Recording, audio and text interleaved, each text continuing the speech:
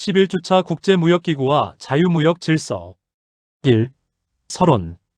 국제무역은 현대 세계 경제를 움직이는 핵심 동력이다. 한 국가는 더 이상 자국 안에서 모든 것을 생산하고 소비하는 폐쇄적 경제 단위로 존재하기 어렵다. 원자재, 부품, 기술, 노동, 자본, 데이터, 서비스가 국경을 넘어 이동하면서 세계 경제는 하나의 거대한 상호의존 체계로 발전하였다. 이 과정에서 자유무역 질서는 세계 경제의 성장과 통합을 촉진하는 중요한 제도적 기반이 되었다. 그러나 자유무역은 자연스럽게 발생한 질서가 아니다. 그것은 제2차 세계대전 이후 미국을 중심으로 한 자유주의 국제경제 질서 속에서 형성되었고, 관세 및 무역에 관한 일반 협정, 즉 GATT를 거쳐 세계무역기구 WTO 체제로 제도화되었다. 자유무역 질서는 관세를 낮추고 차별적 무역 장벽을 줄이며 국가 간 무역 분쟁을 규칙에 따라 해결하려는 시도였다. WTO는 이러한 자유무역 질서의 중심에 있는 국제기구이다. WTO는 단순히 무역을 장려하는 기관이 아니라 세계 무역의 규칙을 만들고 회원국들의 무역 정책을 감시하며 분쟁을 해결하고 개발도상국의 무역 참여를 지원하는 다자무역 체제의 핵심 제도이다. 월드 트레이드 오거너제이션의 구조와 기능. 2.1 WTO의 출범과 기본 성격. 세계무역기구, 즉 WTO는 1995년에 출범하였다. WTO는 GATT 체제를 계승하면서 더 포괄적이고 제도화된 국제무역기구로 발전하였다. GATT가 주로 상품무역의 관세 인하와 무역장벽 완화에 초점을 맞추었다면 WTO는 상품무역뿐 아니라 서비스무역, 지식재산권, 농업, 보조금, 위생검역, 기술장벽, 투자 관련 조치 등 더 넓은 분야를 포괄한다. WTO의 기본 목적은 규칙에 기반한 국제무역 질서를 유지하는 것이다. 무역은 각국의 이해관계가 충돌하는 영역이다. 한 국가는 자국 산업을 보호하기 위해 관세를 높이고 싶어 할 수 있고, 다른 국가는 자국 상품의 시장 접근을 요구할 수 있다. 어떤 국가는 보조금을 통해 수출 기업을 지원할 수 있고, 다른 국가는 그것을 불공정 경쟁으로 볼 수 있다. 이런 갈등을 힘의 논리로 해결하면 무역 전쟁과 보복 조치가 반복될 수 있다. WTO는 이러한 갈등을 최소한의 공통 규칙 안에서 해결하려는 제도이다. WTO는 회원국 중심의 국제기구이다. WTO 사무국이 독자적으로 세계 무역을 통치하는 것이 아니라 회원국들이 협상을 통해 규칙을 만들고 합의를 통해 의사결정을 한다. 이 점에서 WTO는 초국가적 정부라기보다 회원국들이 만든 규칙 기반 협력체에 가깝다. 2.2 WTO의 조직 구조. WTO의 최고 의사결정 기관은 강요회의이다. 강요회의는 모든 회원국 대표가 참여하는 최고 수준의 회의로 WTO의 중요한 방향과 협상 의제를 결정한다. 보통 2년에 한 번 개최되며 세계 무역 질서의 주요 쟁점을 논의한다. 그 아래에는 일반이사회가 있다. 일반이사회는 제네바에 상주하는 회원국 대표들이 참여하며 WTO의 일상적 운영과 주요 결정을 담당한다. 일반이사회는 상황에 따라 분쟁 해결 기구와 무역정책 검토 기구의 역할도 수행한다. 또한 WTO에는 상품무역이사회, 서비스무역이사회, 무역 관련 지식재산권 이사회가 있다. 상품무역이사회는 농업, 보조금, 반덤핑, 기술장벽, 위생검역, 원산지 규정 등 상품무역 관련 문제를 다룬다. 서비스무역이사회는 금융, 통신, 운송, 교육, 관광, 전문 서비스 등 서비스무역 분야를 다룬다. 지식재산권 이사회는 특허, 저작권, 상표, 영업비밀 등 무역과 관련된 지식재산권 문제를 다룬다. 이 외에도 여러 위원회와 작업반이 존재한다. 개발, 환경, 지역무역협정, 전자상거래, 무역원활화 등 다양한 의제가 WTO 안에서 논의된다. 이러한 구조는 WTO가 단순한 관세 협상 기구가 아니라 복합적인 세계 경제 규범 기구임을 보여준다. 2.3 WTO의 주요 기능. WTO의 첫 번째 기능은 무역 규칙을 제공하는 것이다. WTO는 회원국들이 따라야 할 무역 규범을 협정의 형태로 제시한다. 이 규범은 관세, 수입 제한, 보조금, 반덤핑, 서비스 시장 개방, 지식재산권 보호, 위생검역 기준, 기술장벽 등 다양한 분야를 포함한다. 두 번째 기능은 무역 협상의 장을 제공하는 것이다. WTO는 회원국들이 시장 개방, 규범 개선, 개발 문제, 새로운 무역 의제를 협상하는 공간이다. 국제무역은 국가 간 이해관계가 복잡하게 얽혀있기 때문에 양자 협상만으로 해결하기 어려운 문제가 많다. 세 번째 기능은 무역 분쟁 해결이다. WTO는 회원국 간 무역 분쟁을 법적 절차를 통해 해결하는 제도를 가지고 있다. WTO는 자국의 경제력에 따라 일방적으로 보복하는 방식보다 규칙과 절차에 따라 분쟁을 해결하는 방식을 지향한다. 네 번째 기능은 무역정책 검토이다. WTO는 회원국의 무역정책을 정기적으로 검토하고 그 내용을 공개한다. 이를 통해 회원국들은 다른 국가의 무역정책을 파악할 수 있고 보호무역 조치나 불투명한 정책이 확대되는 것을 견제할 수 있다. 다섯 번째 기능은 개발도상국 지원이다. WTO는 개발도상국이 세계 무역체제에 참여할 수 있도록 기술 지원과 역량 강화를 제공한다. 3. 자유무역체제의 형성. 3.1 자유무역 사상의 배경. 자유무역체제는 경제적 자유주의에 뿌리를 두고 있다. 고전파 경제학자들은 국가가 무역을 지나치게 통제하기보다 시장의 교환을 허용할 때 생산성이 높아지고 사회 전체의 부가 증가한다고 보았다. 애덤 스미스는 분업과 시장 확대의 중요성을 강조했고, 데이비드 리카도는 비교 우위 이론을 통해 국가들이 상대적으로 더 효율적인 생산에 집중하고 서로 교역하면 모두가 이익을 얻을 수 있다고 설명하였다. 비교 우위 이론의 핵심은 모든 것을 가장 잘하는 국가도 모든 것을 잘하지 못하는 국가도 무역을 통해 이익을 얻을 수 있다는 점이다. 중요한 것은 절대적으로 누가 더 잘 생산하느냐가 아니라 상대적으로 어떤 생산에 더 적은 기회비용을 가지느냐이다. 이 논리는 자유무역의 이론적 기반이 되었다. 그러나 현실의 자유무역은 이론만으로 작동하지 않는다. 국가는 자국 산업을 보호하려는 유인을 가지고 정치적 압력은 보호주의를 강화할 수 있다. 따라서 자유무역 체제는 이론적 원리뿐 아니라 제도적 규칙과 국제 정치적 힘의 균형 속에서 형성되었다. 3.2 제2차 세계대전 이후 자유주의 국제경제 질서. 현대 자유무역 체제는 제2차 세계대전 이후 본격적으로 형성되었다. 전간기 세계 경제는 대공황, 보호무역주의, 경쟁적 평가절하, 경제블록화로 큰 혼란을 겪었다. 1930년대의 보호무역주의는 세계 무역을 위축시켰고 국제적 불신과 갈등을 심화시켰다. 전후 국제질서를 설계한 국가들은 이러한 실패를 반복하지 않기 위해 개방적이고 규칙 기반의 경제질서를 만들고자 하였다. 그 결과 브레튼 우즈 체제가 형성되었다. 국제통화기금은 환율 안정과 국제수지 문제를 다루기 위해 설립되었고 세계은행은 전후 복구와 개발을 지원하기 위해 만들어졌다.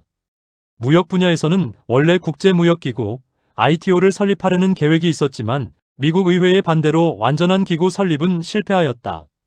대신 1947년 GATT가 출범하여 다자무역 질서의 핵심 역할을 담당하게 되었다. GATT 체제는 관세 인하와 무역 장벽 완화를 중심으로 작동하였다. 여러 차례의 다자무역 협상 라운드를 통해 관세는 점진적으로 낮아졌고 세계 무역은 빠르게 확대되었다. 특히 전후 서유럽과 일본의 경제 부흥, 미국 중심의 자유주의 질서, 기술 발전, 해상 운송의 효율화는 자유무역 확대를 촉진하였다. 3.3 GATT에서 WTO로. GATT는 전후 세계 무역 확대에 중요한 역할을 했지만 한계도 있었다. GATT는 임시적 성격이 강했고 주로 상품 무역에 초점을 맞추었다. 그러나 1970년대 이후 세계 경제는 크게 변화하였다. 서비스 무역이 확대되었고 지식재산권 문제가 중요해졌으며 농업과 섬유, 보조금, 비관세 장벽 문제가 복잡해졌다. 또한 다국적 기업과 글로벌 공급망이 확대되면서 무역 규칙도 더 정교해질 필요가 있었다. 이러한 변화 속에서 우루과이 라운드가 진행되었고 그 결과 1995년 WTO가 출범하였다. WTO는 GATT보다 훨씬 포괄적이고 강한 제도적 구조를 갖추었다. 상품 무역뿐 아니라 서비스 무역과 지식 재산권을 포함하였고 보다 강력한 분쟁 해결 제도를 마련하였다. WTO 출범은 자유무역 체제가 제도적으로 성숙했다는 것을 의미하였다. 세계 무역은 단순한 국가 간 거래가 아니라 법적 규칙과 국제기구에 의해 관리되는 체제로 발전하였다. 이 시기 세계화는 더욱 가속화되었고 중국을 비롯한 개발도상국들이 세계 무역체제에 본격적으로 편입되었다. 4. 글로벌 무역규범 4.1 최혜 국대우 원칙 글로벌 무역규범의 핵심은 비차별성이다. 그중 가장 중요한 원칙이 최혜 국대우이다. 최혜 국대우란 한 WTO 회원국이 특정 국가에 부여한 무역상 혜택을 다른 모든 WTO 회원국에도 동일하게 부여해야 한다는 원칙이다. 예를 들어 어떤 국가가 한 회원국의 상품에 대해 관세를 낮추면 특별한 예외가 없는 한 다른 회원국에게도 같은 대우를 제공해야 한다. 이 원칙은 세계 무역의 차별적 블록화를 막는 역할을 한다. 만약 각국이 특정 국가에만 유리한 조건을 주고 다른 국가를 차별한다면 무역 질서는 복잡하고 불안정해질 수 있다. 최혜 국대우는 모든 회원국에게 기본적으로 동등한 기회를 제공함으로써 다자무역 체제의 보편성을 강화한다. 하지만 최혜 국대우에는 예외도 있다. 자유무역협정이나 관세동맹 같은 지역무역협정은 일정 조건 아래 허용된다. 또한 개발도상국에 대한 특혜 관세도 예외적으로 인정된다. 따라서 현실의 무역 질서는 완전한 비차별성이라기보다 일반 원칙과 예외가 결합된 구조라고 할 수 있다. 4.2 내국민 대우 원칙 내국민 대우는 수입품이 국내 시장에 들어온 이후에는 국내 상품과 차별받지 않아야 한다는 원칙이다. 국경에서 관세를 부과하는 것은 일정 범위에서 허용될 수 있지만 일단 수입품이 국내 시장에 들어온 뒤에는 세금, 규제, 판매 조건 등에서 국내 상품보다 불리하게 대우해서는 안 된다. 이 원칙은 보이지 않는 보호주의를 막기 위한 것이다. 어떤 국가는 관세를 낮추더라도 국내 규제를 이용해 외국 상품을 차별할 수 있다. 예를 들어 수입품에만 특별한 세금을 부과하거나 국내 상품에는 적용하지 않는 복잡한 인증 절차를 요구할 수 있다. 내국민 대우는 이러한 방식의 차별을 제한한다. 4.3 투명성과 예측 가능성 WTO 체제는 투명성과 예측 가능성을 중요하게 여긴다. 기업이 국제무역을 하려면 상대국의 관세율, 통관 절차, 기술 기준, 보조금 정책, 수입 제한 조치를 예측할 수 있어야 한다. 무역 정책이 갑자기 바뀌거나 불투명하게 운영되면 기업의 투자와 거래는 위축된다. 4.4 공정경쟁 규범 자유무역은 단순히 시장을 여는 것만을 의미하지 않는다. 자유무역이 지속되기 위해서는 공정경쟁이 보장되어야 한다. WTO는 덤핑, 보조금, 세이프가드 등과 관련된 규범을 가지고 있다. 덤핑은 외국 기업이 상품을 정상 가격보다 낮은 가격으로 수출하여 수입국 산업에 피해를 주는 경우를 말한다. WTO는 일정 조건 아래 반덤핑 조치를 허용한다. 보조금 문제도 중요하다. 정부가 특정 기업이나 산업에 과도한 보조금을 제공하면 국제 경쟁이 왜곡될 수 있다. WTO 보조금 규범은 이러한 문제를 다룬다. 세이프가드는 수입 급증으로 국내 산업이 심각한 피해를 입을 때 일시적으로 수입 제한 조치를 허용하는 제도이다. 4.5 서비스 무역과 지식재산권 규범 WTO 체제는 상품 무역뿐 아니라 서비스 무역과 지식재산권도 다룬다. 서비스 무역에 관한 일반 협정, GATS는 금융, 통신, 운송, 교육, 관광, 전문 서비스 등 다양한 서비스 분야의 시장 접근과 규제를 다룬다. 현대 경제에서 서비스는 점점 더 중요해지고 있으며 디지털 경제의 확산으로 서비스 무역의 중요성은 더욱 커지고 있다. 5. 자유무역 질서의 위기 5.1 보호무역주의의 부활 21세기 들어 자유무역 질서는 여러 도전에 직면하고 있다. 가장 두드러진 변화는 보호무역주의의 부활이다. 금융위기 이후 세계화에 대한 불만이 커졌고 제조업 일자리 감소와 소득 불평등이 무역 개방의 부작용으로 인식되었다. 그 결과 여러 국가에서 자국 산업 보호, 관세 인상, 수입 제한, 보조금 확대, 경제안보 정책이 강화되었다. 보호무역주의는 단기적으로 특정 산업을 보호할 수 있지만 장기적으로는 비용 상승과 보복 조치를 초래할 수 있다. 관세가 높아지면 수입품 가격이 오르고 기업의 생산비도 상승한다. 특히 글로벌 공급망이 발달한 현대 경제에서는 한 국가의 관세 인상이 자국 기업에도 피해를 줄 수 있다. 5.2 WTO 분쟁 해결 제도의 위기 WTO의 가장 큰 위기 중 하나는 분쟁 해결 제도의 마비이다. WTO 분쟁 해결 제도는 오랫동안 다자무역 체제의 핵심 성과로 평가받았다. 그러나 상소기구 위원 임명 문제를 둘러싼 갈등으로 상소기구가 정상적으로 작동하지 못하게 되었다. 상소기구가 마비되면 패소한 국가가 상소를 제기함으로써 최종 판정을 지연시키는 문제가 발생할 수 있다. 이를 흔히 공허로의 상소라고 부른다. 즉, 상소는 했지만 상소를 심리할 기구가 없어 분쟁 해결이 중단되는 것이다. 2025년에도 미국은 WTO 상소기구 공석을 채우려는 다수 회원국의 제안을 반복적으로 차단했으며, 이는 분쟁 해결제도 개혁을 둘러싼 갈등이 계속되고 있음을 보여준다. 5.3 새로운 무역 의제에 대한 대응 한계. WTO는 20세기 후반의 무역 문제를 다루는 데는 중요한 역할을 했지만 21세기 새로운 무역 의제에는 충분히 빠르게 대응하지 못하고 있다. 오늘날 무역은 단순한 상품 관세 문제가 아니다.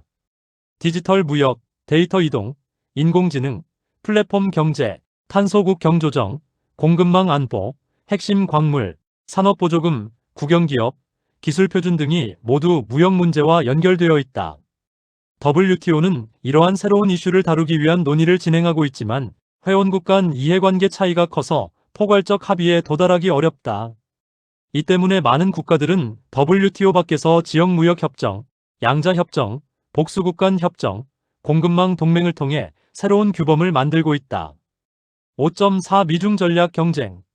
미중 전략 경쟁은 자유무역 질서의 가장 큰 구조적 도전 중 하나이다. 미국은 중국의 국가보조금, 국영기업, 강제 기술 이전, 지식재산권 침해, 산업정책을 문제 삼아왔다. 반면 중국은 미국의 수출 통제, 투자 제한, 고율 관세, 기술 봉쇄를 비판한다. 이 갈등은 단순한 무역 수지 문제가 아니다.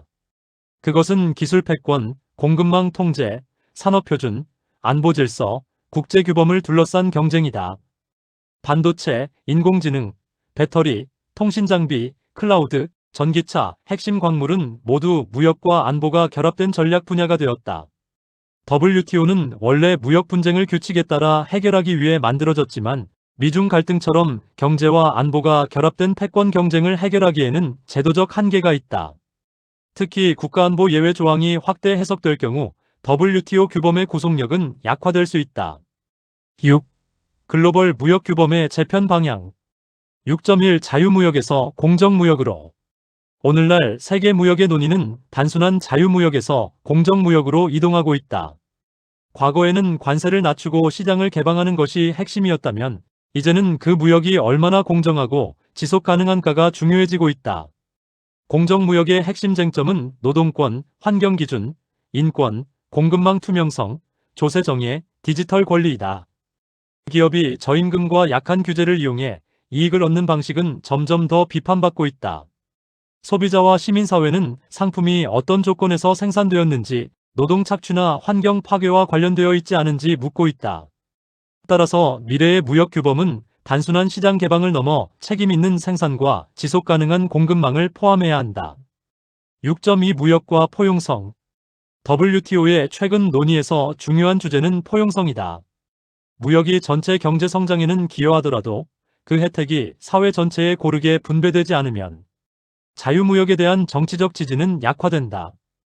WTO의 2024년 세계 무역 보고서는 무역이 국가 간 소득 격차 축소에 기여했지만 개인과 지역 간 불평등을 완화하기 위해서는 무역 정책과 국내 정책의 결합이 필요하다고 강조한다. 6.3 디지털 무역 규범. 디지털 경제의 확산은 새로운 무역 규범을 요구한다. 전자상거래, 클라우드 서비스, 데이터 이동, 인공지능 서비스, 디지털 결제, 온라인 플랫폼은 국경을 넘어 거래된다.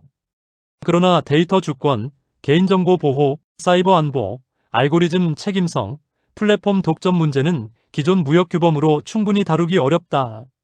디지털 무역 규범은 개방성과 규제 사이의 균형을 요구한다. 데이터 이동이 막히면 디지털 서비스 무역은 위축될 수 있다. 그러나 아무런 규제 없이 데이터가 이동하면 개인정보 침해와 안보 위험이 발생할 수 있다.